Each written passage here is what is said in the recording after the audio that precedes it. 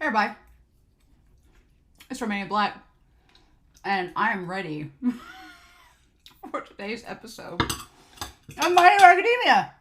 Oh my god, I'm ready. I got my hot wings. I'm so excited. I got my hot wings. I'm so excited. We're only 4 episodes into this season. It's already really, really good. I really liked the episode last week with Twice and Hawks. It was an incredibly sad episode, which I imagine that anime-only people are going to be like, what the heck, My Hero Academia? But if you're a manga reader like me, you've been waiting for this for years. And so it's almost like I'm sad and heartbroken, but I'm also giddy because the anime is doing an actual good job of adapting it. So it's a very weird feeling. And like I've said with the other reactions, I have intentionally not read the manga again to know, so that I will be surprised to see what all we cover in this episode. I have an idea. Of what's going to happen in this episode, but there's little bits and pieces. I'm like, are we getting to that point yet or are we not? So it's very curious, but I'm really, really excited. The one thing I do want to talk about, the one comment I do want to say before we started, is I had someone on YouTube talk about the whole thing with Shigaraki's name, and that was way back in episode 1. But apparently it was actually, Shigaraki was not a figurehead that was the original name that Horikoshi chose for the doctor in the series, but it was actually named after a group of victims.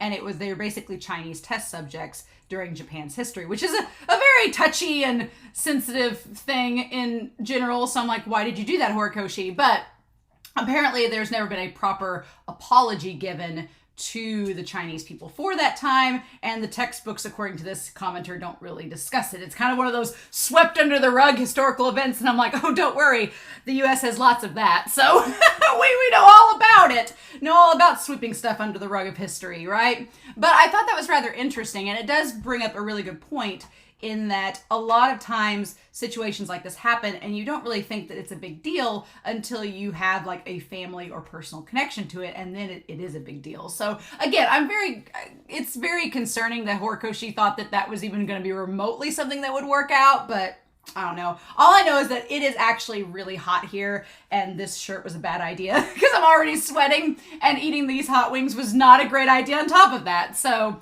lots of decisions made today, but in this series, lots of decisions are being made as well. So what can we do about that, right?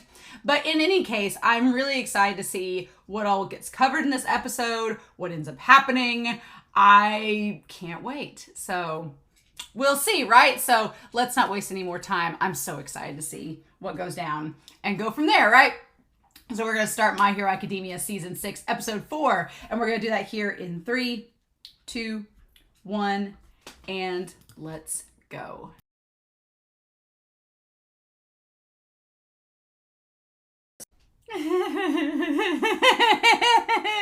Oh god. Okay, so the good news is that there was a lot that I thought was going to happen in this episode that I remembered. I was like, oh, this is going to go down this episode and that's how it's going to go. No, I forgot. I forgot a lot of how there's so much happening in this season, manga-wise. And honestly, we're only 4 episodes in. I'm so curious to see what all they're going to cover in a full season. My brother and I were talking the other day. We both keep up with the manga. And my brother and I were talking, and we both have, in our minds, a distinct point that this season is going to end at. It's either going to end in 1 or 2 places. And when we get to the spoiler corner, I'll talk about that, where I think this season's going to end and where he thought the season was going to end. So we'll get to that. But yeah, because there's a lot of ground to cover and we're only 4 episodes in, and I'm like, oh my god, this is going to get nuts, like real quick. So, oh my gosh, the animation of this episode though, but the studio, my dudes, y'all, any regrets that people had with season 5, I'm like, no, season 6 is off to an amazing start, and the animation's so clean, it looks so good. They make Mirko look like best girl. I freaking love her. She gets like through the ringer in this episode, and they do not shy away from it. There were several moments I was like, even when I knew it was kind of coming, I was like, no, like just stuff like impaling her. I'm like, God, Horikoshi, just let her suffer. But yeah, Horikoshi, we get it. You can draw hands. That's how I feel every time every time I think of Shigaraki and the hands all over him. I'm like, we get it, Horikoshi. You're very skilled at drawing hands. You like doing it. Oh my god. So yeah, there's a lot happening in this episode. There was a lot of stuff I was expecting to happen, and it did not. So honestly, That's kind of refreshing because I don't know when it's going to happen now. I'm like, well, when is that going to happen if it didn't happen now? So that is kind of cool. We'll talk about that in the spoiler corner. But man, what a great episode. I was fully anticipating hot wings, and it did not happen as much as it was. If you don't know what hot wings is, it is the ship of Dabi and Hawks, and I ship them hard because there's so many good dynamics with them. But I will say, Hosoya, the voice actor for Tokiyami, it's so funny hearing him voice, because Tokiyami does not talk a lot in this series. He's very mysterious and quiet. He says like 1-word sentences or, 2-3-word sentences, and that's the most. So hearing him do like a monologue, it's so funny because if you know the voice actor Hosoya, he plays like Reiner from Attack on Titan and Sosuke from Free, who are these big, burly, manly characters with these deep voices. And then you see this little bird having this deep voice. It's kind of amazing. But Tokiyami is so serious and so dedicated. And he looks up to Hawks so much because Hawks, they're birds of a feather, right? And I loved this point in the manga and this point at the start of the episode where he goes over all this stuff with Hawks. And then he's like, well, Hawks, what is your weakness? You have versatility, you're fast. He's not powerful, and Hawk said that back in season 4. He's like, I'm not strong, I'm just really fast and versatile. And so I love Tokiyami's like, well, what's your weakness? And Hawks is like, fire. And I was like, ah! The moment he said that in the manga, I was like, well, you are in the worst possible matchup because you're with Dabi. And Dabi is like, has the fieriest of fires, right? But God, there were some great shots of him. And then, yeah, we see, of course, Fat Taxi.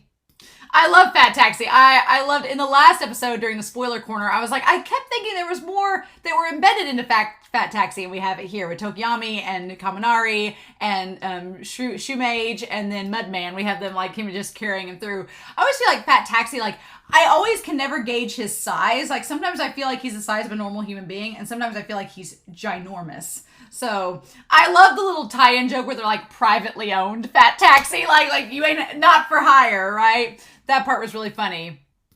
But yeah, and then they look back and see, I love we see Mount Lady fighting, and then we see all the flames and coming out of the window, and Tokiyami, he's like, I know that flame, because he would know that flame because way back in season 3 he was around Dabi and knew like the blue flames, because I mean there's not a lot of villains we know of that have like propane blue flames, right?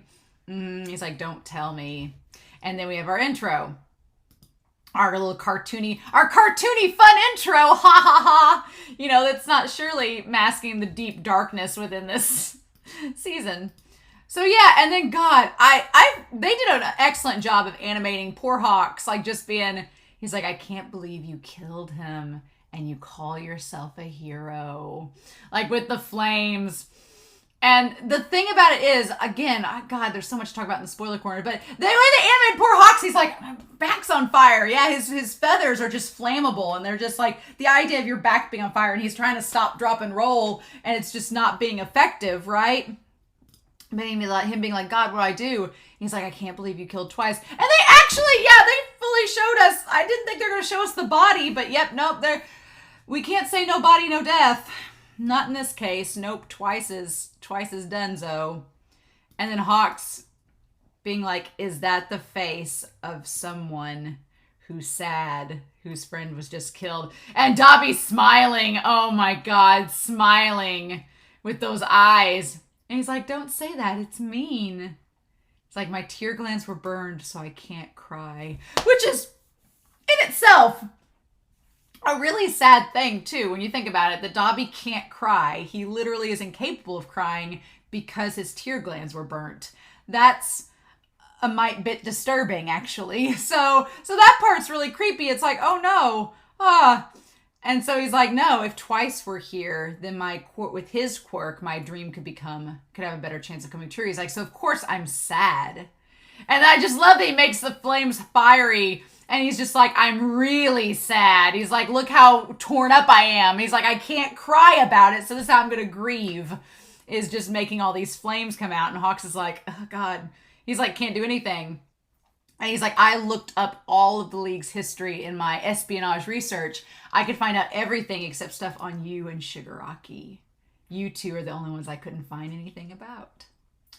And then he's like, how is that you know my name, but I can't find anything out about you? And then, of course, we have the flashback. And we see the government commission with little Kigo. with Hawks.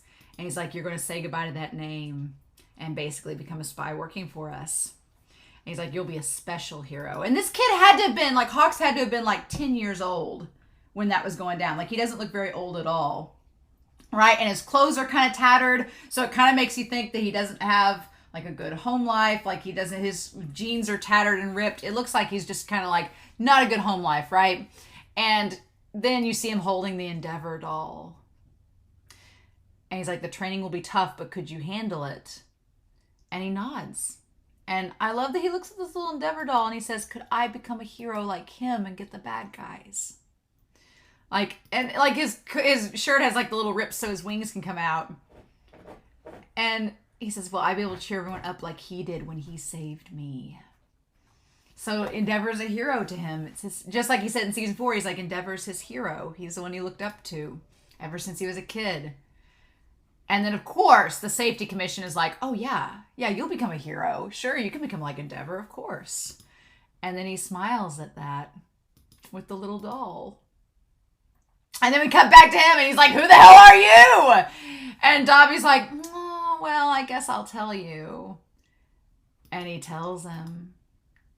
Now, this is not a spoiler, but in the manga, it's so infuriating. Because if you get a chance to read the manga chapters for this episode, you should. And I'll tell why later. But if you get a chance, I remember this chapter drove everybody crazy because where we have Dabi's lip movements saying who he is, in the manga, there was a giant bubble and it was in all black. It was a blacked out word bubble of what he said. And that's it. And I remember people were like holding the page up to the screen, up to the light, trying to like see through it, being like, did Horikoshi put anything inside as a secret message? And we're trying to like decode it and everything. No, it was just a black box.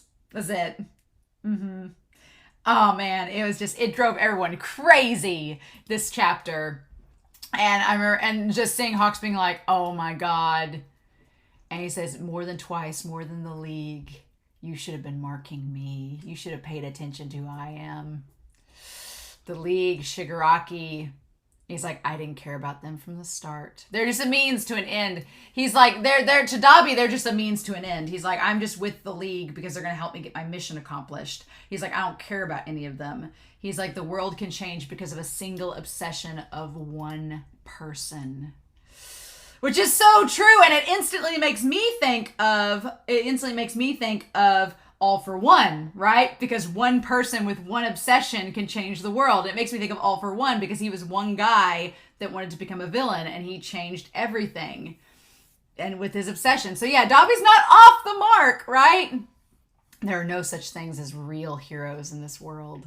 Yeah, he's so jaded, like kill the fakes. And so he touts off the ideology of Stain in this, which is rather interesting.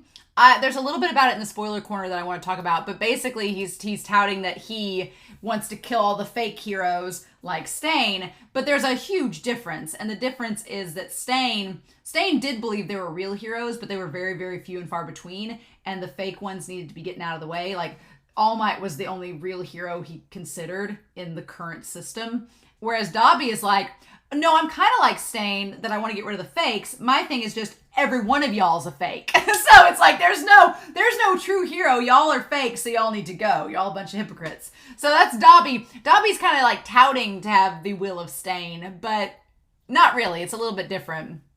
And then he says later, Hawks, I don't care whether you live or die either.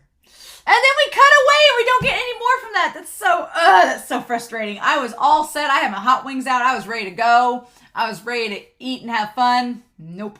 None of that. So yeah, and then Gigantomachia is just sitting there with the radio waiting for orders to move. And then we have the episode called Inheritance. And again, there's stuff tied to that as well. But yeah, the inheritance being, Shigaraki inheriting the will of All for One, right? God. So yeah, they basically talked about going through and penetrating into the hospital to get to Shigaraki and stop him. The Nomus being such a threat and having like these major pro heroes, because there's like our top 20 pro heroes here dealing with these Nomu. And like the one Nomu having like the hands with the mouths in the hands, like all the other mouths popping up, and Crest is trying to take care of him. I do like Crest's character a lot. He's very sweet and stoic. And he's like cries for Mirko. He's like, Mirko! Like, and he just wants to help the Nomu like have a quick and painless death. He's like, go back to being corpses. You don't need to be soulless monsters anymore. But man, the animation in this episode is really good, especially with Mirko. These animators had a field day with Mirko. They loved animating her just bopping around like a little bunny rabbit. It's great. And poor girl, she just gets like through the ringer. They just like cut her up so much in this. But she's one of those characters that is kind of like Bakugo, where she does not let anything faze her. And she's like, no, the mission. Go with the mission. Whatever happens to me, doesn't matter. Let's just do this. Like I said in previous episodes, I feel like her and Bakugo would be a really fun pair because she's got that reckless sense of duty and like gung-ho about her, but she's controlled, right? She knows what she can and can't do. She says it herself. She's like, I know my body better than anybody else. And I feel like Bakugo could learn from her quite a bit. But yeah, the Nomu and everything, grabbing her hair, like biting her leg and everything. Like it takes off part of her tendon and she just keeps going. Energizer Bunny girl. Like has the hair cut and everything. Ugh. It's crazy. She's like an escaping rabbit. Just focus on running. And let instinct go. But she talks about how at the instinct, the last minute, she did not hit the status tube as hard as she could have because her rabbit instinct kicked in and something foreboding came from that tube. And she was like, it's like something held her back, right? She couldn't fully give all of the committed action at first. I mean, she gets the job done, but she makes note that like something in the tube was telling her that she needed to get out of there. It was a bad feeling. As she tries to like move past it. And then Endeavor coming in to like stop the one Nomu from holding her back. And so Endeavor again, like we've said in previous seasons, he's not dumb. Endeavor's smart enough and realizes that the Nomu have like all these like bones and stuff built into them that like keep them from being easily taken out. It's like an extra layer to protect against the shock. I'm so worried for Eraserhead, so worried for Aizawa and all of this because Aizawa is critical to this whole mission to keep the Nomu at bay. He's so critical. And then at the same time, his most critical feature is like his biggest weakness. His power, his quirk, lets him stop all other quirks, but he's literally just has that. Like he has the bandage and everything, but he's not super physically strong, super fast. Like he's just a regular person otherwise. And it's just stressful because you're just like, Aizawa, you need to keep safe. We need you, right? But yeah, Mirko saying we can't let him loose. And then he was at 75%. Shigaraki at 75%. Oh my God. And then Mirko managing to crush. I do like the female Nomu that like is going through and trying to figure out what's stopping their quirks. Like she's smart, like for a Nomu, and intelligent and figuring things out and realizing that Aizawa's sight is what lets his power work. And the scary thing is like the Nomus get excited by the challenge. They get excited by fighting something that's presenting an obstacle to them. That's the scary thing, right? Their brains don't fizzle out from it. They get excited and they're like evolving. That's the scary thing. And they're trying to deactivate it. But yeah, I forgot that the female Nomu had like the legs that could expand and shoot stuff out of it. I think it's acid. I think it might be acid she shoots out from like her legs and stuff. But her legs ballooning up, I remember in the manga, some people thought it was her butt. I was like, no. Some people thought it was her butt expanding and it was like, that's Horikoshi, that's a bit much. It's a bit much, but it's her calves shooting out this like acid stuff. Like, ugh, what the heck?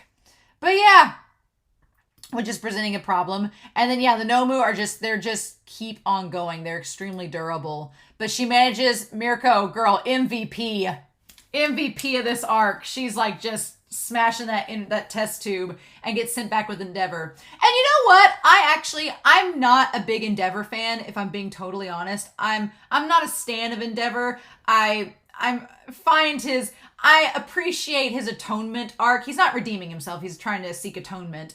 But I appreciate that about Endeavor, and he's not dumb. There's attributes of Endeavor I can tolerate pretty good. But honestly, I do like how very respectful and kind he is with Mirko here, where he sees that Mirko is like bleeding out, literally like just in a mess.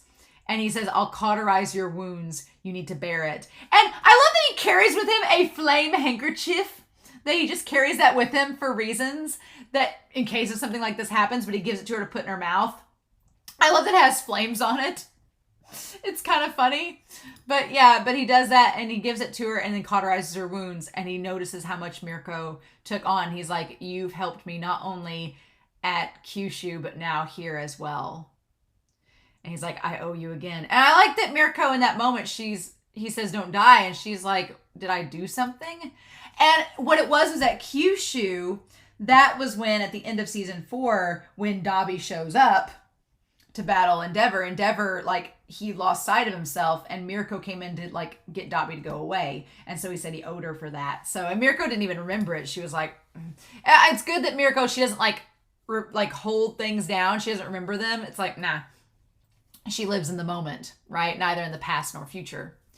But yeah, so yeah, all the lasers and everything, all the other guys using their quirks, and then of course Aizawa is stopping the Nomu primarily, and then Crest being sweet, being like, Mirko, you should not have fought in vain. But we established that in order to activate and wake up the Nomu in the test tubes, they needed an electrical zap. And I forgot things were happening with that. And so, of course, they're like, we need to stop Shigaraki and keep that from happening. And so then I love that Aizawa sends Present Mike and Exless to go on ahead. And he's like, Exless, Mike, go on. And which, of course, Present Mike is great for this. He says, Mike, I'm counting on you. I ship Present Mike and Aizawa so hard that I forgot that they had this moment together. And so, yeah, the doctor's trying to get all the data from the machine to take with him. And he's like, I need to wake him up before even more solution leaks out. He's like, this is not good. He's like, everything's not perfect. He's like, it's not complete. He's like, my realization for All for One's dream, it's not fully finished. And I love that when it has a malfunction, he just like hits it. Like if somebody, like it's fizzing out and he's like, damn it. And like hits it. Like losing his cool, right? And he goes to wake him up. But then Present Mike, oh, the animation on him, just so good. So good. And like hitting the test tube and breaking it all. I will say, the animation on Shigaraki falling, Shigaraki fans, we about to be feasting, right? Like he just collapses. Like that animation was so clean and good. I loved it. It was a great adaptation. And then Present Mike just coming in, like just ready to throw down. The moment that Aizawa says his actual name, says Yamada, I'm like, he's like, Yamada, look. He's like, we got to do this. He's like, if you go, then I'll go too. Like, we're going to go together. The youthful dream we had as kids. He's like, even if it's in the shape of this nightmare, the three of us. Like, he's just like, we lost our friend, but you and I, we can still protect everybody else. Oh my God, I love it. And I love it. He's like, you made my friend cry. He's like, authenticity check. I love it. He's just like, DJ Punch, like, here's your vibe check. And he says, this is for making my friend cry. Yeah, because again, go read Vigilantes. The whole backstory with Aizawa and Present Mike and Kurogiri. It's so good. But yeah, like Present Mike being like, Aizawa was like just made to suffer. And he's like, nah, enough of that. And then Aizawa in the black suit, Exless is like, his heart has stopped. And then the doctor's like, no, he's suspended in animation. We had to suspend him in animation to reduce, the risk of transfer and everything. He's like, no, I need to revive him with the electric shock. I'm like, I know a lot of people in the manga were like, Exless could have just like lasered Shigaraki in the face and we could have been done with all this. But he's a hero. He's a hero. Might have been a good idea to do that though. We'll see. I don't know. And then Present Mike goes to take the doctor away because he's like, we're not just going to leave you here. You're too important for that. And we find out that the doctor has the quirk Life Force, which extends his life twice as long, right? Okay. And so then he's like, what's that machine there? It's like the most ominous foreshadowing thing. The moment Exless goes, what's that machine there? I'm like, get out, leave, you should run. But yeah, the doctor basically gave his quirk to All for One so he could extend his life and then was given a duplicate of it. And so, which is terrifying, the idea of being given a duplicate of a quirk, meaning he can duplicate it and replicate it and transition onto other heroes and villains. But yeah, he basically says that All for One is copying his own quirk, which is to steal quirks and giving it to Shigaraki. That's part of it. The Shigaraki will be able to steal quirks, which is absolutely terrifying because the theory is that he wants to make Shigaraki his successor, kind of like what One for All does, right? Except it doesn't just pass on naturally with that quirk as it does with All for One. And President Mike's just like, what the hell? Like, as he's monologuing, I love that President Mike's running with the doctor, and as he's like, the quirk I have is a duplicate, and President Mike's like, why are you villainously monologuing right now? Why are you telling me these things? And then we find out that he's like, yeah. And I love President Mike where he's like, this is disgusting. My disgust is surpassing my anger. He's like, right now I'm touching part of something extremely revolting. He's just like, because the moment that he's like, oh, your friend Kurogiri, and he was like, and President Mike's like, I want to kill him, right? Because he acknowledges that they were actually seeking out Eraserhead. They wanted Aizawa's quirk, and they got Kurogiri instead. So we'll talk a little bit in the spoiler corners about that, because if you've not read Vigilantes, it's a spoiler for that. And you just tell President Mike is like, I'm so sick of all this. He's like, this man is disgusting. I don't even want to touch him. He thinks it's so, which it's funny. He doesn't even want to touch him. And then we cut to Shigaraki's vision, right? The going from something disgusting you don't want to touch to Shigaraki, whose whole quirk and identity is based on hands and the sensation of touch. But yeah, I will say this. This is handled very well. I like the animated dream sequence of Shigaraki. It's interesting because everything's white. In the manga, everything is black against a black background instead of a white background. It's curious.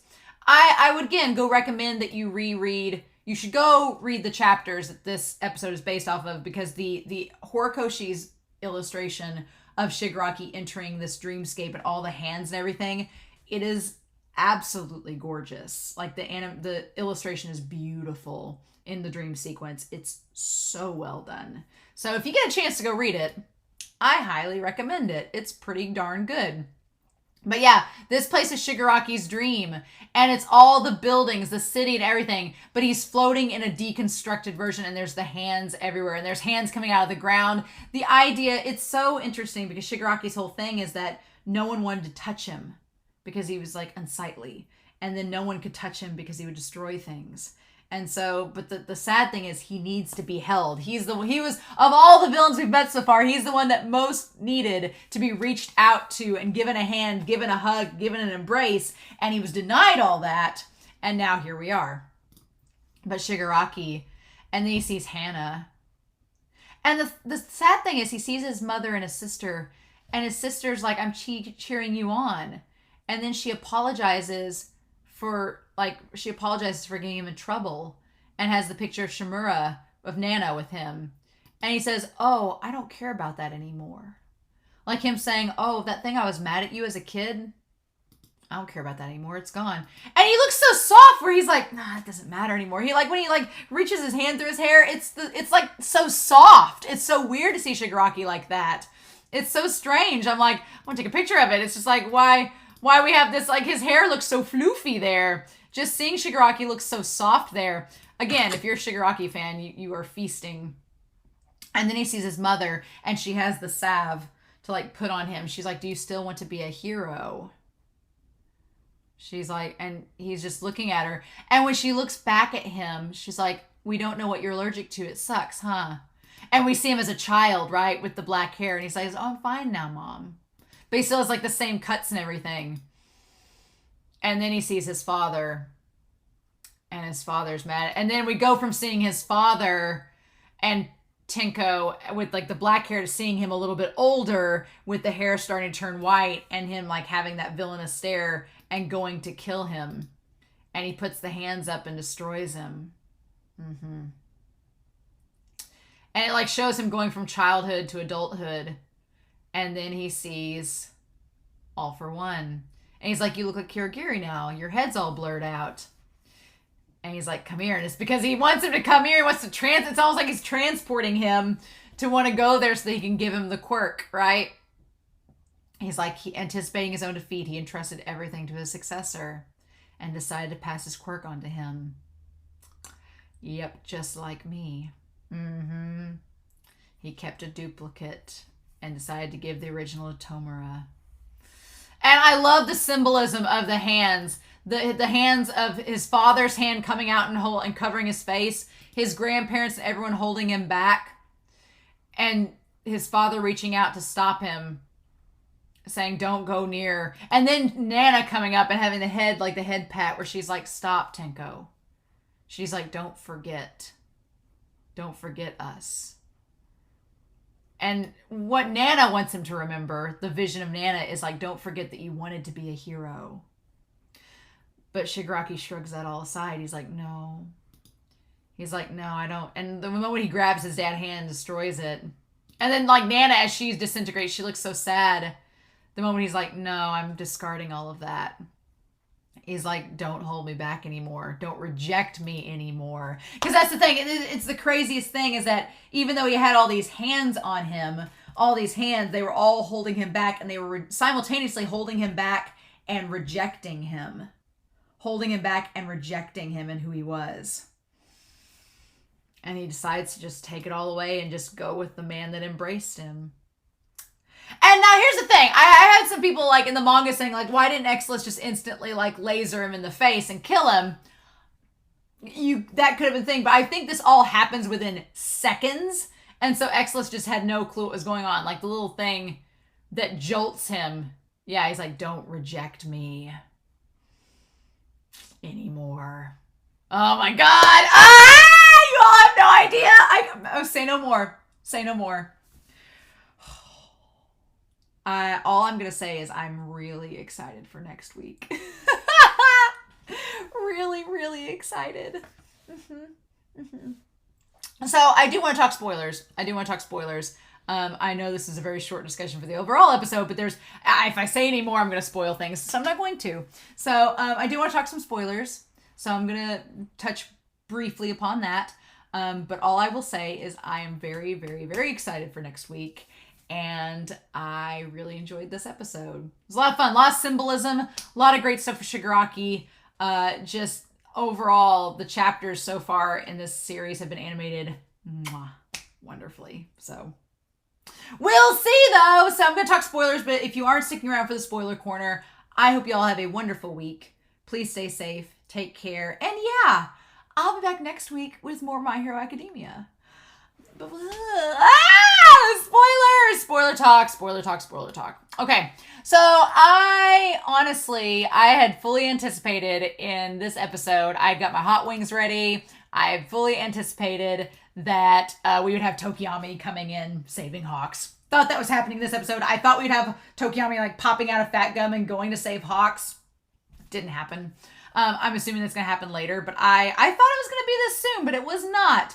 Although, man, seeing all this animated is so good, because when you read the manga week to week, it was like, I was just waiting for this all to like fluidly flow, and this season has flowed so well with the manga being an adaptation. It's been wonderful. But yeah, man, knowing what we know now about Dabi, the moment seeing him, like Dabi just getting his flames getting higher and higher and his flames getting like more and more. Again, you talk about like the shipping, you have Hawks with the golden eyes and Dabi with the teal eyes, like that color contrast. But yeah, knowing what we know now, the fact of Dabi smiling when Twice died, it was like Dabi that we know of, he hides a lot of his trauma by smiling. He hides it by a facade. And so he can't cry anymore. So it's one of those like, I laugh to keep from crying sort of things. And him just being so gleeful. And the fact that we know what we know now about Dabi, it's not that he was only gleeful that he caught Hawks killing a villain, but that we know he got it on tape so he could show people about it later. So he's elated to see. He's elated that he has all this blackmail against Endeavor. It's like, and Hawks, it's great.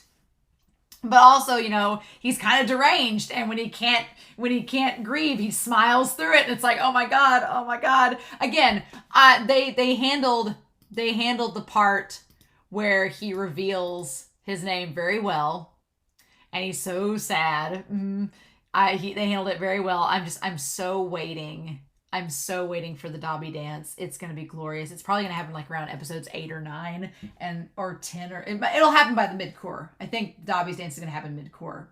I think that's what's going to happen. So y'all have no idea how ready I am for it. So ready. But yeah, so I love that, of course, we don't know anything about Dabi because his records were erased because he's technically like a Nomu himself, almost. Pretty much. He's basically Nomu. The thing about Hawks as a kid with Endeavor as his source of inspiration, it's so poetic. It's like Horikoshi's masterpiece. The idea of that Hawks, who was the son of a villain, found inspiration from Endeavor, who was the father of a villain. And it's like Hawks's father was terrible, and so he took inspiration from Endeavor, almost like a father figure, almost like an inspiration. And then you have Dabi, whose Endeavor was terrible to, and he thinks he's the worst in the world. It's so poetic. It's great. I love it. But Hawks and Dabi, this whole episode is animated so wonderfully. Dabi's animated great. I have high hopes for Dabi's dance because of how good he's animated at this point. I'm so ready for that little bottle to come out and him be like, I'm so ready. But yeah, this whole episode, going from here to the thing with the Nomus, and Stain is brought up. I was like, oh wow, we're getting Stain brought back up into this. But Stain plays a pretty big part later on where I think the season is headed. And so I'm glad that we get like a little recap of Stain if you forgot who he was, because he's going to come back later on in the arc. So I'm like, I'm glad that we've got that covered up right now. And then Gigantomachia just sitting there waiting for Shigaraki to give the orders. Oh my god. But yeah, this episode is animated so well. Mirko, oh my god, girl. I remember how much she got wrecked in these chapters, but it was hard watching it. It was like, oof, just seeing her just get completely annihilated. And every time I see Crust now, I'm feeling sad because next episode's it. Shigaraki's waking up next episode, and it is, oh my god. I hope they do it justice, but it is all downhill from there. Exless, you should have done the job. You should have got rid of him when you had the chance. But no. And so yeah, I feel bad for Crust because now rewatching this and re-seeing Crust here in these episodes, I'm like, man, I really liked Crust. When he dies, it's gonna be R.I.P. It's gonna be really sad. But yeah, oh my god, they animated Shigaraki great in this episode, so I have a feeling they're gonna just make him look the best this season. So I'm sure fans are gonna be happy about that. But yeah, so just the doctor scene, Present Mike. I forgot about the whole thing with Present Mike and him, like when they reveal that he wanted Eraser's quirk the entire time. Because in Vigilantes, there's an accident that causes Kurogiri to die, and then we find out his corpse is exhumed and turned into Kurogiri. So the fact of the matter that the Doctor and All for One originally wanted to kill Aizawa instead of Kurogiri is terrifying. The fact that he was targeted and Kurogiri died instead, that's terrifying. And Present Mike being like, I just want to like throttle this doctor and I can't, makes it all the more terrifying, right? It's just, it's absolutely crazy. But yeah, and so then basically it was just Mirko being MVP, Shigaraki getting out of the tube, the doctor villainously monologuing as Present Mike takes him away, and Present Mike's like, what the hell? And then yeah, we get the dreamscape scene. And I do like the manga version better because it's so spread out. It was like a full-on chapter in the manga. But I will say they animated Shigaraki really well in this. And his voice actor is so good that I have a feeling I'm really going to like what's to come. Again, every time I see his father, like Shigaraki does not look like his mother. He looks like Nana and her son in the family. Every time I see his father, I think of Gran Torino. I feel like Gran Torino's Tenko's grandpa, like he's got with Nana, and they had a son who didn't have a quirk, and then she left him to become a hero. And I'm just fully convinced. I'm so ready for the scene where Nana like laments and Gran Torino remembers her like holding on to him, and they're like embracing outside of the home when she let her son go. That like fueled my ship for Nana and Gran Torino so hard. And I was like, nope, there's ship. There's such a ship. Is Gran Torino Shigaraki's grandpa? Probably. Does that make what happens to him even sadder? Yes, it does. So, oh God. But just the symbolism of the hands. What they represent. The fact that All for One just totally took advantage of this boy who had an amazing quirk and no love, and completely took advantage of him and under his wing. And is now like using him to become a vessel to like pass on his will and possibly his soul to Shigaraki is terrifying. Terrifying. But yeah, it's wild. But yeah, the symbolism of the hands, them all like grabbing him. The fact that his father's hand is the one covering his face, like trying to silence him, and that's the one he tears off first. And then the mom has the grip around his neck, and the sister has his arm and everything. And Nana with the grip on his head, like head patting, being like, don't forget who you are, what you wanted to be. I feel like that's going to be really important because Nana's also tied to Deku. So Shimura is kind of like that link between Tenko and Deku, which is going to be so integral later on in this. I'm already thinking of stuff that's yet to be animated. I'm getting really excited. But yeah, Tokiyami, we didn't see him rescue Hawks in this episode. That's coming. Next episode, Shigaraki's awoke at the end of this episode, which was a perfect place to cut off at. A perfect place. Like, the manga, honestly, the manga kind of ends in a weird spot. And so the way they cut this episode and where it leaves off at was perfect. I was like, nope. That's a great place to leave off at. Next episode's going to be wild. Oh my God. And then just, yeah, everything about this episode was so much fun. But yeah, the Dabi and Hawks deal, I shipped them so much. And seeing Dabi and Hawks in the first part of this episode and seeing what we'll get on Hawks' backstory, what we're going to get on Dabi's backstory, like it's just such a tease of what's to come. And I really, really like it. So I'm trying to think of anything else that I was going to talk about in the spoiler corner with Hawks and Dabi. Obviously, Hawks getting all the burns and everything, and Dabi's dance. And then mainly Shigaraki waking up and killing most of these heroes. It's going to be crazy next episode. We know we haven't had Deku or Bakugo or Todoroki or anything lately, and then they'll get to come out next episode. Fun times.